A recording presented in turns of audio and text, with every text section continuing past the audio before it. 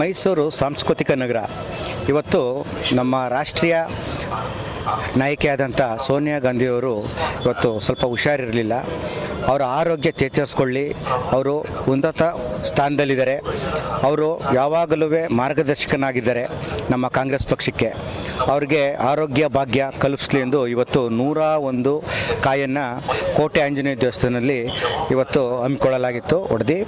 ಇದಕ್ಕೆ ಪ್ರೇರಣೆಯಾಗಿ ನಗರಾಧ್ಯಕ್ಷರಾದಂಥ ಮೂರ್ತಿಯವರು ಬಂದಿದ್ದರು, ಮತ್ತು KPCC ಸದಸ್ಯರಾದಂಥ HV ರಾಜೀವ್ ಅವರು ಮಾರ್ಗದರ್ಶಕರಾದರು, ಮತ್ತು ಮೇಯರ್ ಸಿದ್ದರಾಜು ಅವರು ಬಂದಿದ್ದರು, ನಾಗಭೂಷಣ್ ಅವರು ಬಂದಿದ್ದರು, NR ನಾಗೇಶ್ ಇದ್ದರು, ಮತ್ತು RK ರವಿ ಇದ್ದರು, ಮತ್ತು ರವಿ ಕುಂಬಾರ್ ಇದ್ದರು, ಮತ್ತು ವಿನೋದ್ ಇದ್ದರು, ಮತ್ತು ಮಾಜಿ ಮೇಯರ್ಗಳಾದಂಥ ಪುಷ್ಪಲತಾ ಚಿಕ್ಕಣ್ಣವರಿದ್ದರು. ಇವರ ಸಮ್ಮುಖದಲ್ಲಿ ಇವತ್ತು ಕಾರ್ಯಕ್ರಮ ಹಮ್ಮಿಕೊಳ್ಳಾಯಿತು.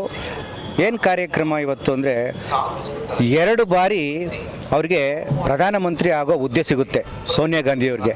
ಇವತ್ತು ಅವರು ಒಂದನ್ನು ಆಸೆ ಪಡೆದಲೇ ಇವತ್ತು 2 ಬಾರಿನೂ ಮನಮೋಹನ್ ಸಿಂಗ್ ಅವ್ರಿಗೆ ನೀವು ಆಗಿ ಅಂತ ಒಂದು ದಾರಿ ಎರಿತಾರೆ. ಇದು ದೊಡ್ಡತನ ಕಾಂಗ್ರೆಸ್ ಪಕ್ಷದಲ್ಲಿ. ಅವ್ರಿಗೆ ಆಯಸ್ಸು ಆರೋಗ್ಯ ದೇವರು ಯಾವಾಗಲೂ ಅವ್ರಿಗೆ ಕರುಣಿಸ್ಲಿ ಅಂತ ಈ ಸಮ್ಮುಖದಲ್ಲಿ, ಈ ಆಂಜನೇಯನ ದೇವಸ್ಥಾನ ಸಮ್ಮುಖದಲ್ಲಿ ಪ್ರಾರ್ಥಿಸ್ತೇನೆ. ಮುಂದಿನ ದಿನಗಳಲ್ಲಿ ರಾಹುಲ್ ಗಾಂಧಿಯವರು ಮೈಸೂರಿಗೆ ಬಂದಾಗ ಚಾಮುಂಡೇಶ್ವರಿ ದೇವಿಗೆ ನಾವು ಹರಕೆ ಕಟ್ಕೊಂಡಿದ್ದೀವಿ, ಅವರು ಹುಷಾರಾಗಿ ಬೇಗ ಮನೆಗೆ ತೆರಳಿ ಅಂತ. ಬಂದು ರಾಹುಲ್ ಗಾಂಧಿಯವರು ಚಾಮುಂಡೇಶ್ವರಿ ದೇವಿಗೆ ಒಂದು ಪೂಜೆ ಮಾಡಿಸ್ಕೊಂಡು ಅವರ ತಾಯಿಯಾದಂಥ ಸೋನಿಯಾ ಗಾಂಧಿಯವರಿಗೆ ಆರೋಗ್ಯ ಭಾಗ್ಯ ಕಲ್ಪಿಸ್ಲಿ ಅಂತ ನೀವು ಚಾಮುಂಡೇಶ್ವರಿಗೆ ಇದು ಮಾಡಲಿ ಅಂತ ನಾವು ಈ ಮೂಲಕ ತಿಳ್ಕೊತೀವಿ. ಈ ಸುದ್ದಿ ಸಮಾಚಾರಗಳನ್ನು ಉಪಮುಖ್ಯಮಂತ್ರಿ ಆದ DK ಶಿವಕುಮಾರ್ ಅವ್ರಿಗೂ ತಿಳಿಸ್ತೀವಿ, ಮತ್ತು ಮುಖ್ಯಮಂತ್ರಿ ಆದಂಥ ಸಿದ್ದರಾಮಯ್ಯ ಸಾಹೇಬ್ರಿಗೂ ತಿಳಿಸ್ತೀವಿ. ಯಾಕೆ ಅಂದರೆ ಅವರೇ ಈ ಕರ್ನಾಟಕದ ಒಂದು ಕೇಂದ್ರ ಬಿಂದು.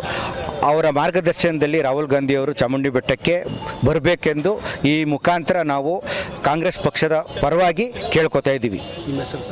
ಕೇಶವ, ಕಾರ್ಯದರ್ಶಿ, ಮೈಸೂರು. Nandini, Bharat news TV, Mysuru.